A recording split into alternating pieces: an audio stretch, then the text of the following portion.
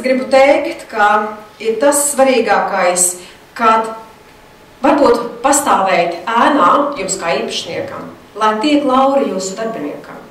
Un jūs redzēsiet, ka darbinieks sako tā, kā mums iet. Es taču teicu, kaut varbūt tā bija 100. jūsu ideja, lai tiek. Jo viņi pieņemot, viņi to daudz vairāk to strādās. Bet rīkoties jau esat jūs, uzņēmuma īpašnieks vai arī vadītājs, kas to pienākumu ir deleģējis. Esiet vienkāršam, izsakieties vienkārši. Un tā vienkāršība ir tas, kas vairo būtībā bagātību. Nevelti ļoti daudzos, es gan teikās, gan kaut kur citur arī lasot, ka vienkāršība ir tas, kas vairo katra cilvēka, arī katras valsts bagātību. Nenostāsimies uz piedestāla un neskatīsimies es un jūs. Bet mēs esam vienā laivā.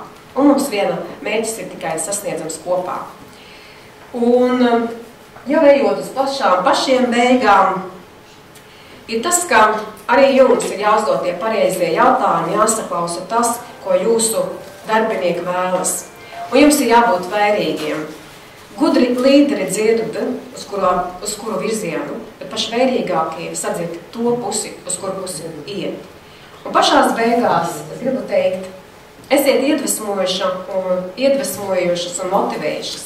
No jums, kā es teicu, skatās ļoti daudzi, gan uzņēmēji, gan arī cilvēki un jūsu kolēģi.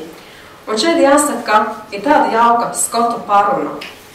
Smaids ir lētāks nekā elektrība, bet dod vairāk gaismas.